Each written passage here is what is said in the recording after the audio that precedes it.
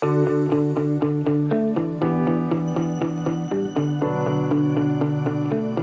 everybody. I'm Rafe Lawson, Executive Director of the Profitability Analytics Center of Excellence. Welcome to our next webinar in our PACE series. Today, we'll be learning about FP&A in the new age of ESG. I have two distinguished presenters today. Sanjay Rikhy, Strategic Partner, CFO Advisory in ESG with CA Management Consultants, and Abhinav Aggarwal, who's co-founder and partner of CA Management Consultants as well. For those of you who aren't familiar with PACE, we're the Profitability Analytics Center of Excellence. We're a nonprofit group of volunteers who are dedicated to helping organizations make better, more informed decisions using causal business models that follow our profitability analytics framework. We have a whole host of resources available on our website, profitability-analytics.org. They're available free to our members. Our membership is free, so I encourage everyone on this webinar, if you haven't already joined PACE, to do so. We again have blogs, webinars such as this that are recorded, interest groups where you can chat with other members and share ideas and questions and experiences. PACE is a good dynamic organization. We are very much enjoy our interaction with other members. So again, please join PACE if you haven't done so already. But having said that, again, let me turn the session over to our presenters today, and I'm sure we'll all have a lot to learn. Over to you, Sanjay. Thank you, Raf, and thank you, PACE and team, for giving us this opportunity to speak on such an important topic. So let me start with a message. Let us live in harmony with nature and make our Mother Earth clean and green. I thought to start with this message definitely relates to our topic, FP&A in the age of ESG. But that gives rise to a small doubt in my mind as to whether our distinguished attendees are familiar with the term FP&A. FP&A, for the benefit of all those attendees who would not be so familiar, is financial planning and analysis. And financial planning and analysis team plays a critical role that helps businesses make informed decisions, navigate uncertainty, and achieve sustainable growth.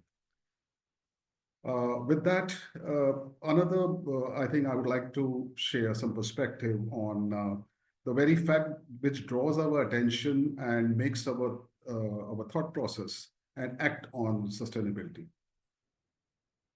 The first perspective being related to nature, which is essential for survival of the future generation and negatively impacted by human activity.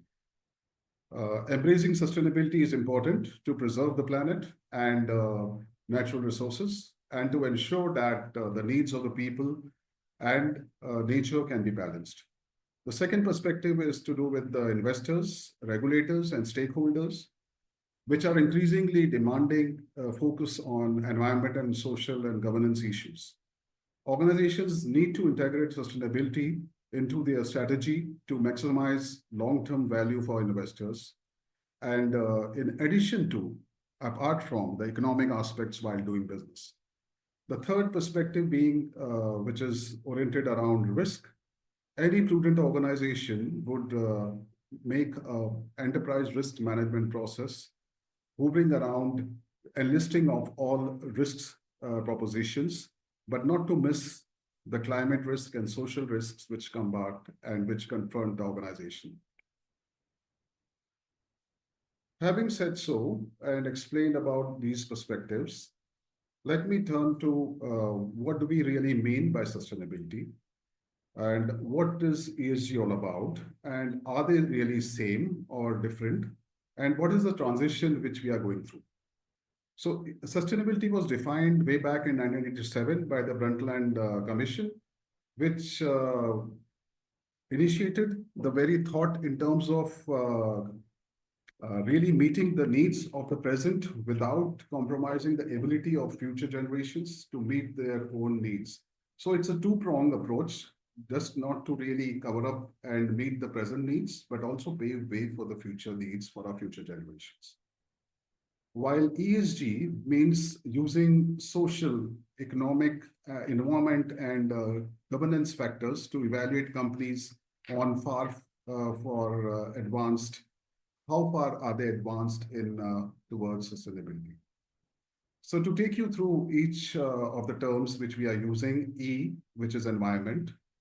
Environment focus on organizations' environmental performance in terms of natural environment, energy use, emissions, and waste management, say, for example. Social focus on organizations' relationship with the society, community at large, employees, suppliers, and customers. And governance is focus on organizations' management, structure, internal controls, and stakeholder rights. So to say, sustainability takes a broader holistic view encompassing the environment, social and environment aspects, while ESG provides a structured framework for evaluating specific performance criteria. So I take ESG as a yardstick or a measuring yardstick to really gauge the advancement of organizations towards sustainability. Now, coming to sustainability is a transition which we are all experiences. In the age of ESG, what we call, we have our thought processes which are more centered around short-term thinking, which should be transitioning towards long-term thinking. An economy, instead of thinking of only about one economy, it is an integrated economy and a collective efforts towards sustainability. Conflicting with nature approach to be replaced by compatibility with nature as an approach. Linear flow of resources to circular flow of resources, and fossil fuels replaced by renewable fuels. So by far, I hope we all are now getting more clarity in terms of the perspectives which are shared on sustainability. What do we really mean by sustainability? ESG, they are different and maybe they're the same, and followed by the transitioning journey which we all are experiencing towards sustainability. Now, coming to our topic in terms of the FP&A critical play in circular economy, which is a new term altogether for all of us, but nevertheless, falling under the ambit of sustainability. FP&A traditionally has been playing a critical role in sustainability by allocating capital and measuring the impacts and driving accountability and navigating regulations. The only advancement or change in the role is to really expand the horizons beyond the traditional ways of financial parameters down to sustainability parameters. And for that, when we use the term circular economy, let's understand in the most simplest way, which I can use three words to explain it in terms of what we call as reduce, reuse, and recycle. So reduce the consumption of the resources, reuse the product till the very end, and when the product cycle really ends, to change the form and then recycle it in other forms and keep on extending the life of the product, thereby conserving the resources and creating a circular economy model. Having understood this, the way to really get started by the FP&A team is to really understand this model fully, followed by collaborating with the core departments to really understand the nitty-gritties behind it and make a financial model using these inputs, vital inputs, so as to enable them and organization to really track and report sustainability matrices to monitor progress. And often during embracing circular economy models, there are a lot of innovations and use of technology requirements, which would attract investments. And there again, the vital role of FP&A comes in terms of evaluating these and presenting before the top management to really have it impressed upon and implemented. Last but not the least, to engage stakeholders, without which there would be no vital inputs coming up in terms of the impacts which the organization has been having on the outside world to imbibe them into their way of working and keep on reviewing this constantly and make this circular economy model workable. Surely the last part of the slide, which shows is the key financial metrics, which is a major transformation or change in the terms of gauging and monitoring. Carbon credits, sustainability KPIs, revenue from secondary markets, product lifecycle costs, and cost savings from recycling are the few new animals which have joined in the animal kingdom of matrices by the FP&A. Next, please. Here are some examples to show you in terms of what ESG targets the business world is taking up. P&G, for example, has targeted using 100% renewables of recycled material for all products and packaging. Philips has vowed to embrace the circular economy principles across the globe.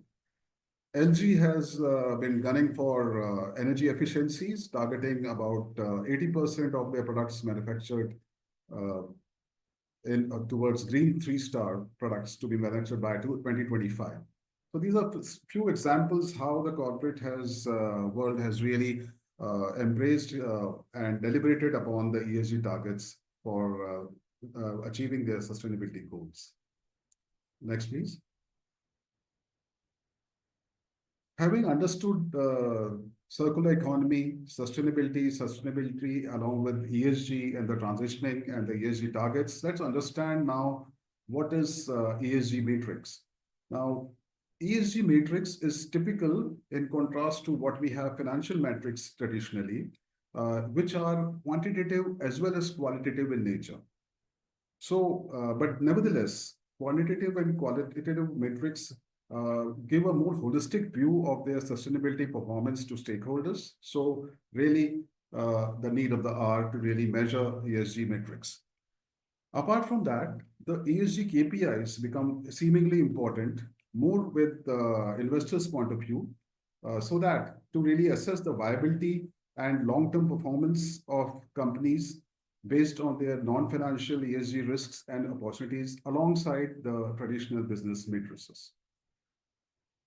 Having understood the need for ESG KPIs and the ESG metrics and the enormity and the number of such ESG matrices and KPIs to be managed, to be measured, to be monitored, there came the need of ESG management and reporting software, which become handy and which enables collecting and aggregating data in one system, as well as immediacy of analysis available in the other part. Next, please. Here again, these are examples of ESG KPIs on the wheel and as well as on a tabulated form.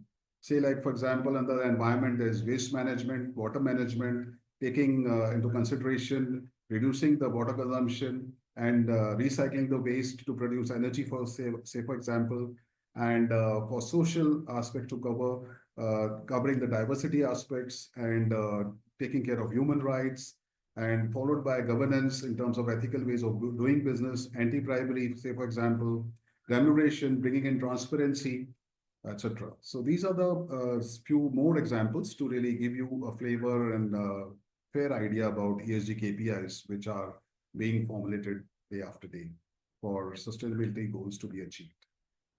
Next, please. There was a survey conducted by McKinsey, wherein seeing the enormity of the matrices and the KPIs to be managed, monitored, and targeted, there was an ardent need for standardization of such KPIs, and there is an attempt made by the global frameworks like the ISSB, TCFD, and GRI. ISSB is basically International Sustainability Standard Boards. GRI is, for example, a Global Reporting Initiative, and the Global Economic Forum, which collectively are trying to standardize these matrices so that it becomes comparable and less challenging for the corporate world and investors to really take call of. There is another body which is EDCI, which is to do with ESG Disclosure Convergence Initiative, which was initiated in 2021, which also has a similar objective in mind to really make it simpler and less challenging for the corporate world to make use of for standardization and as well as comparability and make decisions. Next, please. Now, having discussed about ESG KPIs and sustainability, circular economy, does it really make business sense or not? Is something seemingly a great question in the mind of all of us. Uh, McKinsey, after having listed 5 ways by which the ESG creates value for business. To start with, its top line growth. Often, while embracing sustainability, ESG, it is innovation, which ignites the fire in the belly of people to really come out with bright ideas, tapping new products and new markets, and expanding also into the existing ones. Apart from cost reduction by revisiting the production cycle, the production process, and bringing in the real cost of water and carbon by conserving water and also bringing down the emissions, reducing regulatory and legal interventions by doing ethical ways of doing business and governing business efficiently, higher education, employee productivity, attracting and retaining quality employees. This is all by virtue of health and safety standards being maintained by corporates by embracing the social part of the ESG, and as well as also being law abiding and compliant in terms of taking care of human rights, which attracts retaining talents and enhancing the productivity, which really helps in bringing in the profitability for business. Needless to say, all these good benefits would give promising and sustainable opportunities by allocating more capital for the corporates. Next, please. Now, I would just touch upon one simple tool which I cannot miss explaining before I hand over to Abhinav to take over the next part of my presentation. That's to do with the sustainable value creation map. So this is basically with a purpose to really see that any activity which becomes a new one becomes a burden for the present teams to really manage. And this tool, which is a sustainable value creation map, tool created by the Whole Work LLC, Antonio. I think you can read further to this. I can just briefly touch upon it to give you an idea that this tool is structured and designed to align sustainability efforts with business strategy and performance. So it provides a clear visualization of environment, social and governance factors to value creation and through cause and effect linkages across companies' operations. So thereby, this becomes completely a natural process in terms of normally running a business rather than being an imposed one and taken as a burden to really exercise and implement. That's it. Abhinav, kindly take over the next part of the presentation. Thank you, Sanjay, for explaining the ESG in so much detail. I would like to take a pause and would like to ask all the attendees if there are any questions, any doubts. Feel free to use the chat window. You can put your questions. We can take that during the end of the session. So feel free to use the chat box. So now, having understood and having the overview of ESG, we will now try to create a bridge of how FP&A really is linked with ESG initiatives and how and what is the role of FP&A when we are talking about, things about environment, sustainability, governance, how we should really think when we are building our financial strategies, how we can balance the profitability with environmental and social responsibilities.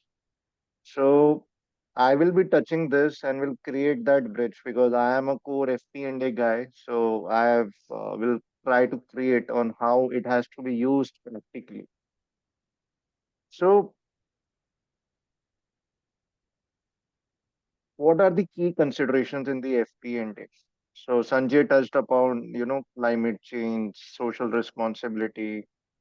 There are numerous examples mentioned about what could be those social responsibilities, what are the governance considerations like a regulatory compliance or an employee well-being programs, impact of, climate change, supply chain resilience, sustainability, pandemics. So how these considerations can be linked and built in the financial model is something we need to learn, because today CFOs, companies, investors want a complete reporting package. They are not really focused only on financial metrics. They want operational metrics, and how operational metrics can be linked with your financial model, how a flexible work model, example of a social responsibility, can be linked to your financial statements. That is a key on how you should really proceed while building your budgets, while building your strategies, while building your, and even tracking those. Tracking is something FP&A people do. Every month we create reports. How to really embed that and track it on, month to month, doing all the benchmarking. What are the parameters we should follow? So that are key considerations that an FP&A team ideally have started working, and those who have not started working will definitely will encounter this as we move towards sustainable way of working. So some of these strategies and benefits, when we are thinking of building an ESG integrated FP&A, is to understand what are the ESG risks. You have to understand, plan. You have to think it like what will happen in next 10 years. You have to think it in like what will happen in next 5 years. What are those risks that can impact your business? We have to be very skeptical. That every industry has their own risk. Manufacturing will have risk that a professional services organization may not have. So we need to be really be understanding the business, the industry, identifying the risks. There could be certain risks that are common to industries, but there could be business specific risks that we need to understand and prepare for the readiness and the strategicness. So one is identifying ESG risk, then is understanding and building the portfolios, optimizing the investments, understanding the investment needs, building a portfolio that balances sustainability with financial growth, with a goal to track. Because once you have built the plan, you have to track. You have to really see that, month on month, quarter on quarter, you are monitoring the emissions, if it is applicable to your business, using carbon pricing to even drive decarbonization. I will touch upon this in later, in much more detail, but the goal is to track, prioritize key issues, and build a transparent ESG reporting framework that can be used and relied upon the investors, the broader stakeholders. That is what the goal is, to have a transparent ESG reporting. The benefits that I can talk about is lot. It really boosts trust. When we are thinking it, like what are the benefits? It definitely will boost profitability for sure, right?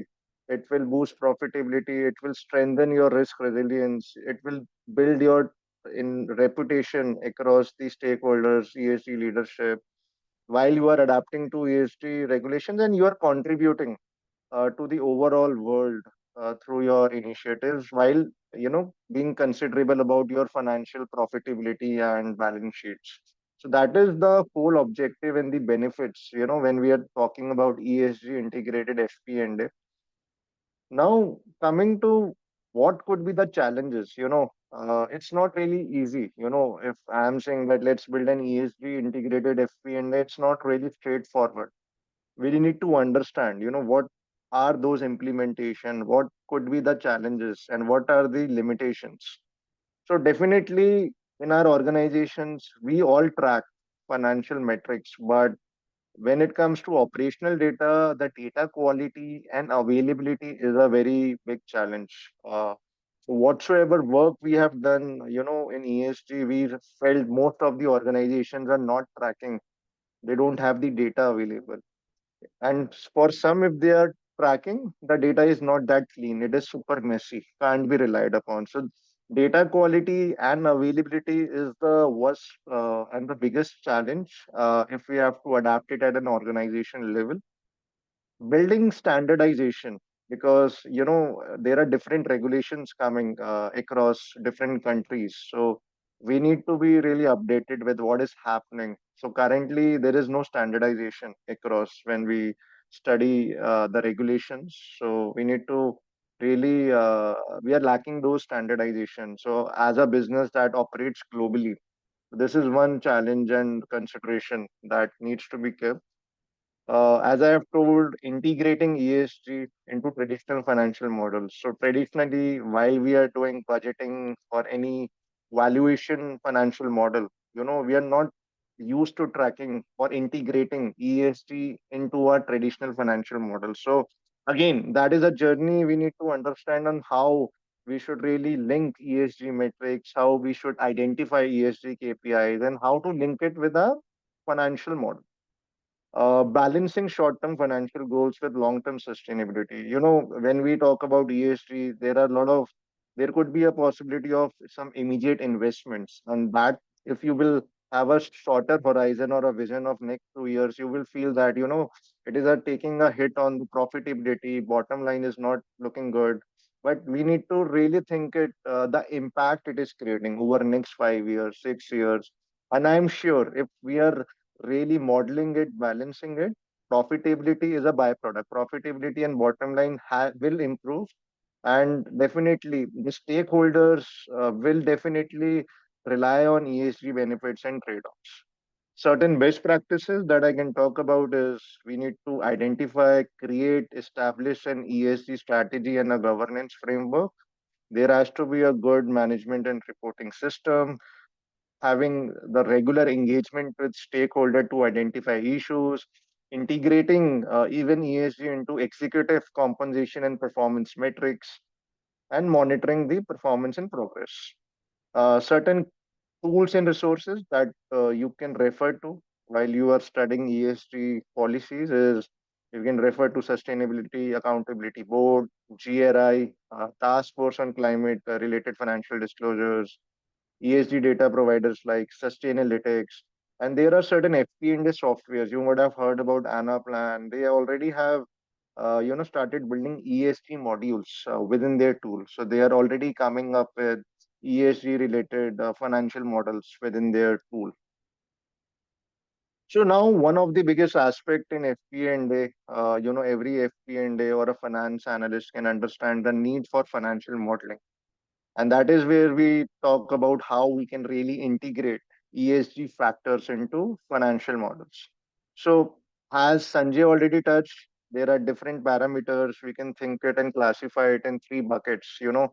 Environmental, consideration and parameters are there like climate risk, resource depletion, green revenue, water usage. There are social parameters like labor practices, product safety, diversity, community engagement, governance related like what is the board composition, diversity, audit and risk management practices. So all these parameters can be modeled. So I will give you some examples and techniques on how you should really go about it.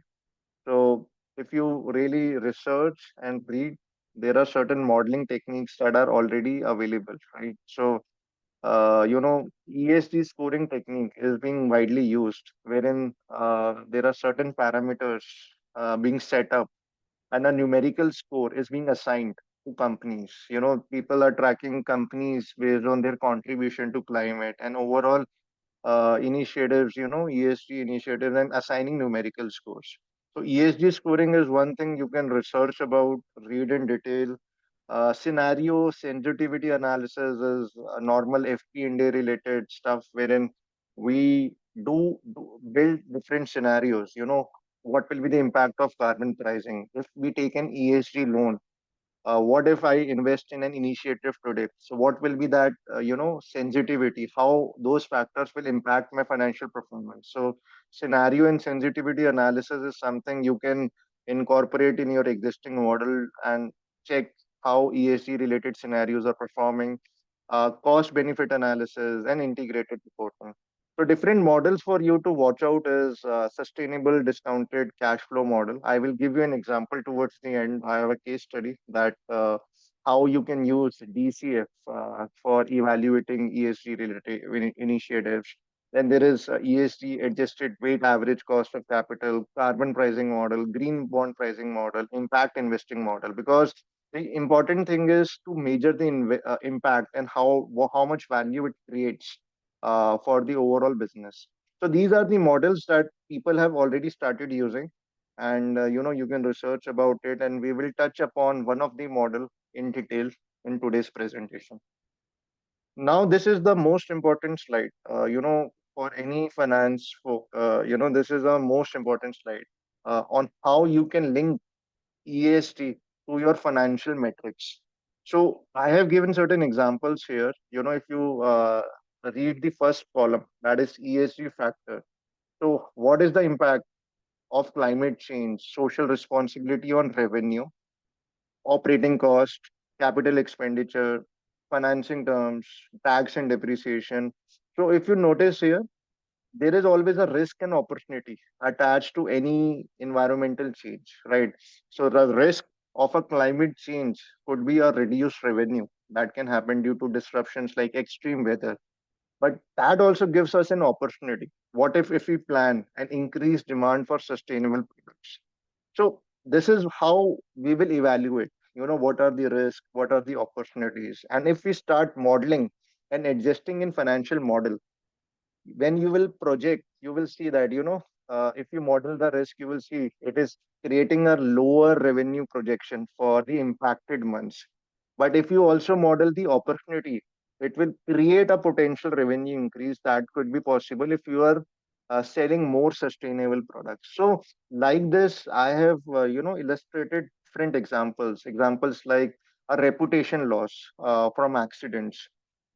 It could be, workplace safety is another challenge for a lot of manufacturing concerns. So and any accident violation, if leads to a lot of penalties, a lot of fines, and creates that reputation loss, and it has a direct impact on revenue.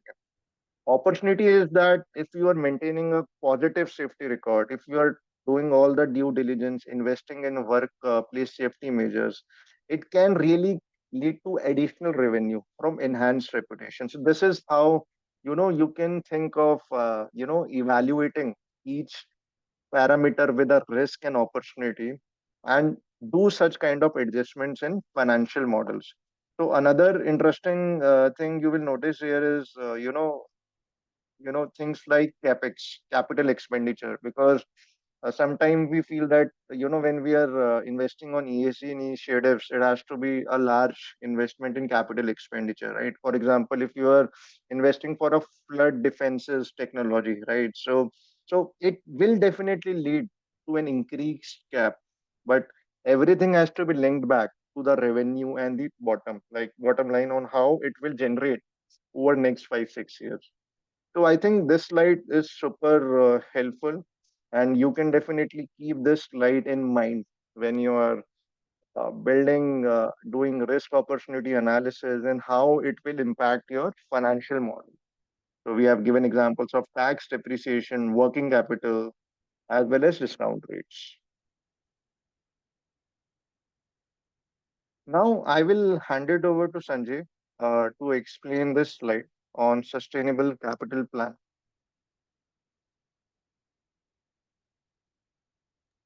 Thank you, Abhinav. And I think very well after setting the base, you could relate so much on in terms of financial modeling and embracing the ESG parameters into financial modeling, and the kind of tools which can be used, which you enumerated in the models you try to share. Now, coming to integrating sustainability into capital planning, obviously it becomes imperative for organization to embrace it without any choices and to make it resilient against regulatory and supply chain risks which are there. Apart from the fact that low carbon economy would always require significant capital investments, and thereby the investors would always prioritize and demand ESG factors to be aligned with the business goals as well as sustainability goals. And these two pressing reasons would definitely give rise to the goals to be set by any organization for sustainable capital planning, focusing and balancing on the long-term business and at the same time planetary sustainability and not just restricting itself to only financial returns.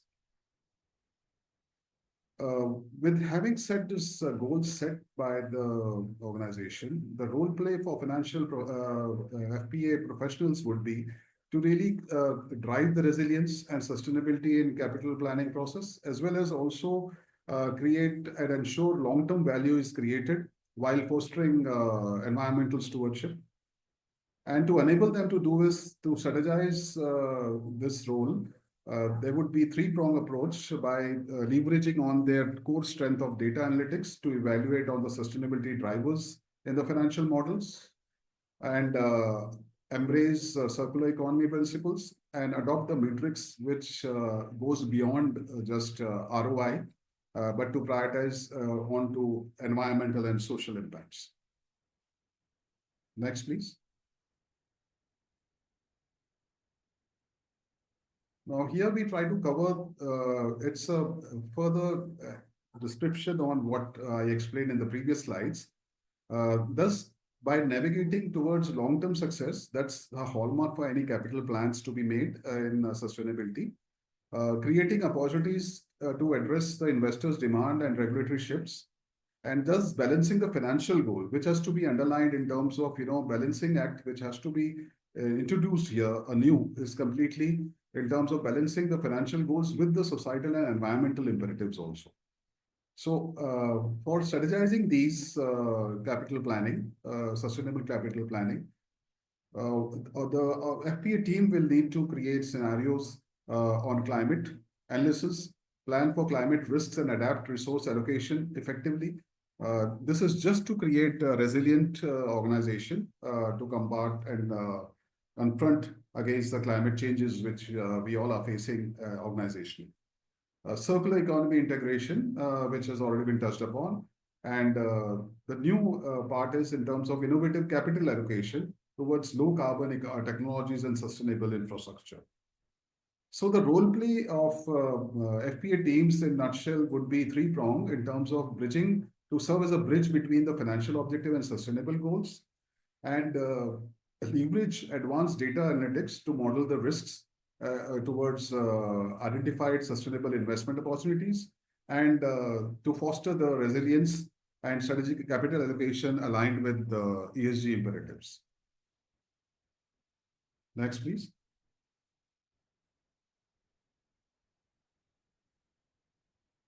So having explained you about sustainable capital planning, this is an interesting slide in terms of a little change which you would experience brought in by the sustainability objective. Typically, a FP&A team would require the following role plays, which generally we are familiar with is FP&A analyst, say for example, and FP&A data scientist. But I think 2-3 of them are quite new, which we see FP&A architect, FP&A storyteller, and FP&A influencer.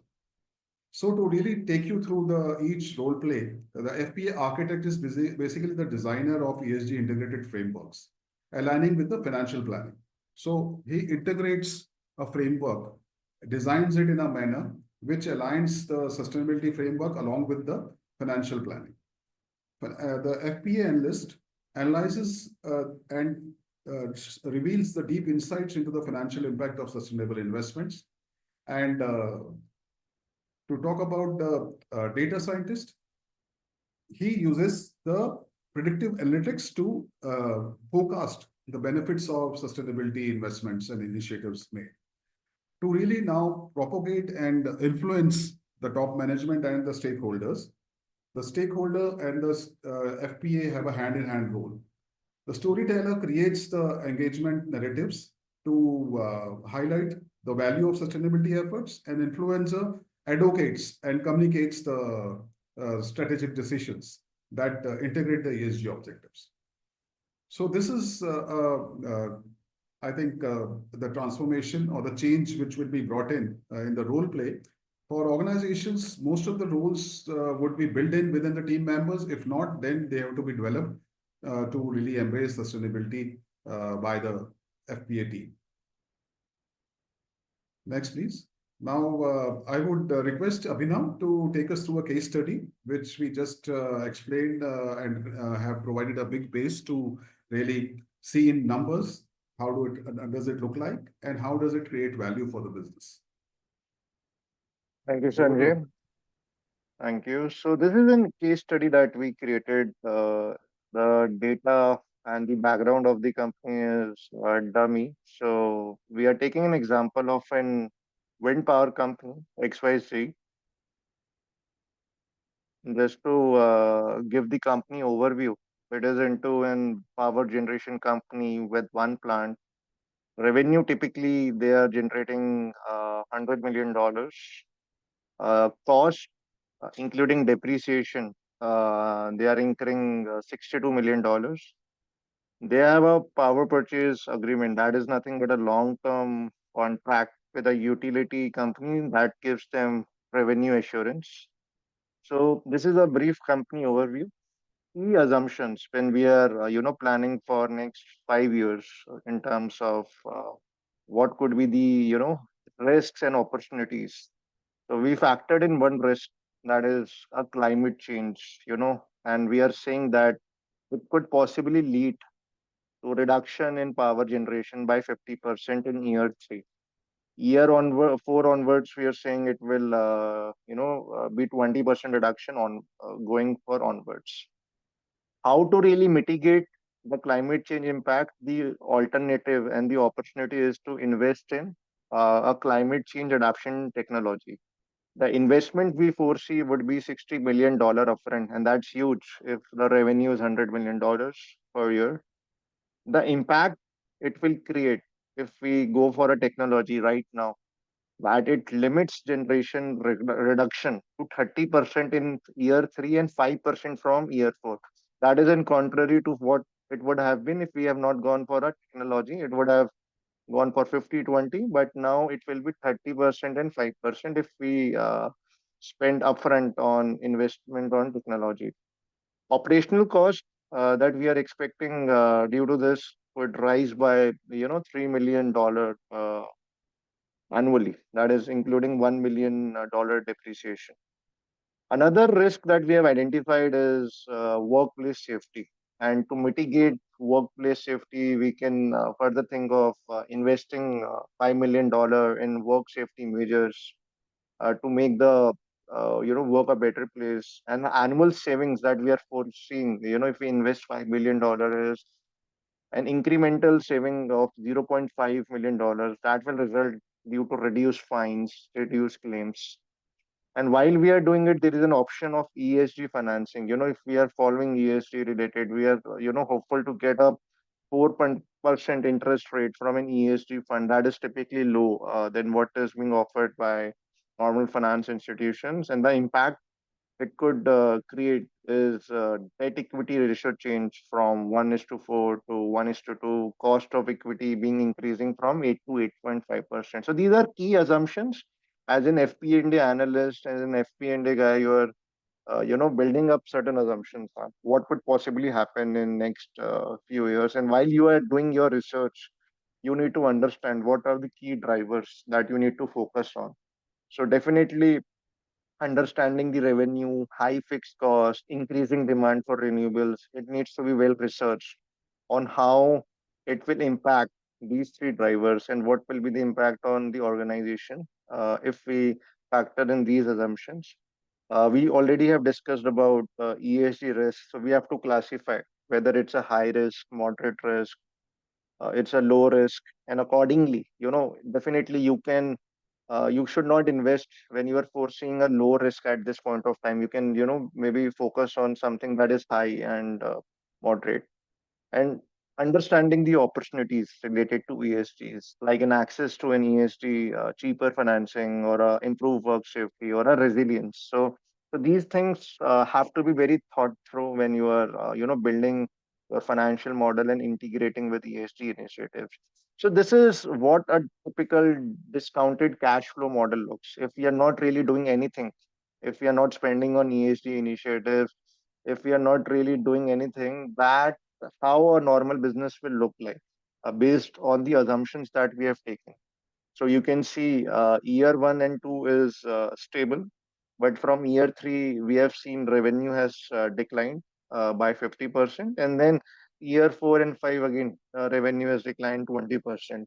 So as a result, keeping the parameters, constant, you can notice what is the, cost, EBIT, taxation, capex, and what is the free cash flow over the next 5 years. What is the terminal value? What is the enterprise value? So if we factor in all, and for all those who are familiar with this, concept of DCF, the enterprise value that is coming out if we don't invest in ESG initiatives is 230. Now, what if we really do an ESG investment? If we factor in what would have happened, and that is how now how a typical DCF with an ESG adjustments will look like. So you will notice that adjustments. If you notice row number three, that is because of climate change adaptation, you are seeing an incremental revenue, right? So that is how you can see the impact on EBIT because of revenue, and at the very end, the enterprise value, if you notice, it is 269. So the assumptions that we took, initially we are investing highly on capex. If you notice, because of investing in labor safety proposal and a climate change tech, we are upfront paying 65 $1 million, right? And that is impacting my free cash flow in year one. But if you notice, next 4 years, the free cash flow is much better compared to what it would have been in the normal scenario. The discount rates have improved, right? Because we are going for ESG financing, enterprise value has improved. So that is what if we would have taken ESG adjustments on day one, what it would have really impacted and how my business would have looked like. So this is a quick snapshot of how my business will look like. There is one more concept of a comparable value model. When I say that there has to be some kind of a comparable metrics. When we will go down the line, you will see a lot of companies spending on ESG. So this is how you can even compare across industry, right? So, for example, in this scenario, you can notice the metrics in XYZ, how it would have looked like, if they would have invested in ESG initiatives. So, number of workplace accidents reduced compared to its competitors, GHG emissions better than the competitors. So in long term, we feel that a company will be performing better than the competitors if we really start investing on ESG initiatives. And that brings to my conclusion. So if we noticed all the assumptions, the impact, what it really led to was an increased valuation by $39 million, strategic investments, creating long-term finance benefits, and a higher valuation multiple that reflects better management of ESG risks and opportunities compared to peers. So this is in nutshell one very basic example on how you can really model ESG risk and opportunities in your existing financial model. So I just showed you DCF, but there are a lot of different ways. We touched upon scenarios, sensitivity. We touched upon carbon pricing models. So a lot of ways, you can read, research, and try to understand on what is relevant for your organization and how it can be adapted. So, with this, it comes to the end of the presentation, and now I will like to take a pause and would hand it over to Raf, and we'll are ready to take any questions that you have on the entire presentation. Well, thank you, Sanjay and Abhinav. This has been a very interesting and informative presentation. We'll take the questions shortly. But before we do that, I just wanted to remark a personal remark of how consistent your presentation is with PACE's Profitability Analytics framework. It's a strategic management framework that helps organizations achieve their goals. And why we call the profitability analytics framework, it really is broader than that, and it can encompass ESG objectives as well. And it's based on an understanding of operational metrics as well as financial. So much of what you talked about today really resonates with what we do at PACE. Especially from that perspective, I really enjoyed your presentation today. But to the questions, the first is someone's asking how this ESG financial model can be integrated into a degraded landscape restoration project, especially the monitoring and evaluation aspects. I think let me answer this. It's really depends, First of all, what we understand we definitely need to understand more about the project details. But what we understand, it is related to a degraded landscape restoration. So definitely, you need to understand what are the risk and opportunities while you are executing that project. And you need to really, the way I was explaining, every risk and opportunities will have an impact on profitability, have an impact on overall business. So we need to mark those metrics, right? What are those metrics that can get impacted by the restoration project? So that is the first aspect. Monitoring and evaluation depends upon how efficiently you are able to build the model, because once you have the model ready, you will definitely calculate your metrics every month, every quarter, but it has to be compared. And for that, in future, more and more companies will start using those. There will be certain standards that we touched upon that will share certain thresholds. So those kind of information will help you in understanding whether you are adhering to industry norms or not. And definitely in terms of carbon credit projects, there are endless KPIs. I think once you have this copy of this presentation, we have a separate section of carbon KPIs wherein we have touched upon initiatives like decarbonization as well. So I think those KPIs will definitely help you at least to the start, and identifying the metrics, and definitely it will lead to successful integration with the model. All right, thank you for that. And we have another question from someone with extensive manufacturing experience, and he's asking or saying, I agree with your statement about connecting ESG to financial goals, especially direct cash flows and customer profitability. What's also important is scenario planning to support decision making. In complex manufacturers, however, I haven't seen FP&A and XP&A solutions that can support such models. In light of this, how would you operationalize these ESG concepts that you've presented?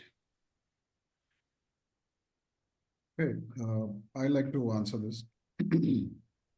To give you example, say I had a last experience in cement industry, and it's a very complex manufacturing process, right from mining to manufacture of cement per se. And to embrace ESG goals and targets while manufacturing, we underwent certain, I think, initiatives. And to experiment, to give you some examples, were that to really minimize limestone consumption, we replaced it with fly ash, say, for example.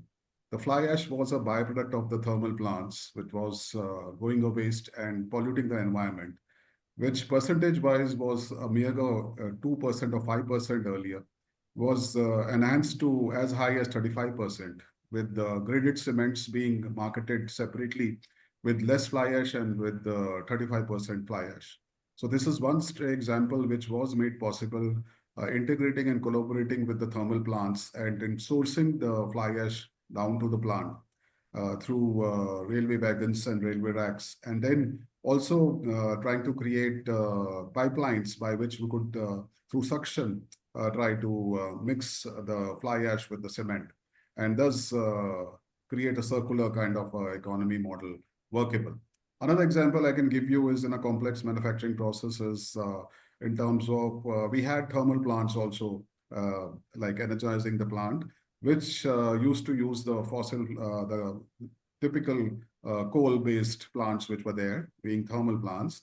We replaced to a great extent the thermal rate, taking into consideration and experimenting with our co-functionaries with the help of the local agrarian farmers who brought in agri waste, and we used that as a fuel, replacing it by these renewable fuels.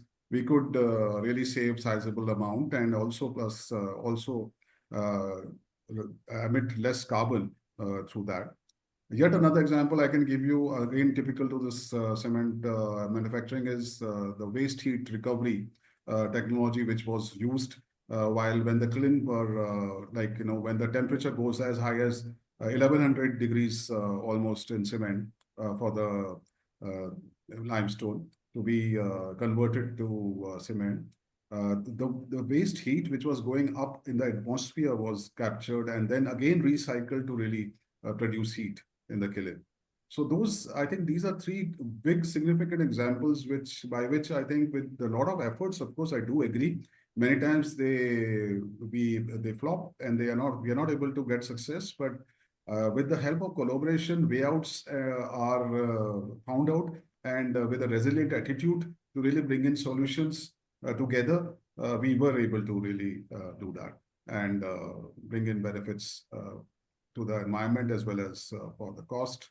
It was a typical example of balancing both objectives in terms of bringing in the ESG, I think, approach to along with the profitability. Great, and thank you for that answer. And that's all the time we have for questions. I wanted to thank our presenters today again for a very interesting presentation on a very important and timely topic. For those of you listening to the webinar today, I would like to encourage you to go to the PACE or Profitability Analytics Center of Excellence page on LinkedIn, where we have information regarding other future webinars. And I also encourage you to go to PACE's website, profitability-analytics.org, for more information on our framework. And with that, I'll say thank you, everyone, for joining us today, and we'll see you at our next webinar. Take care, everyone.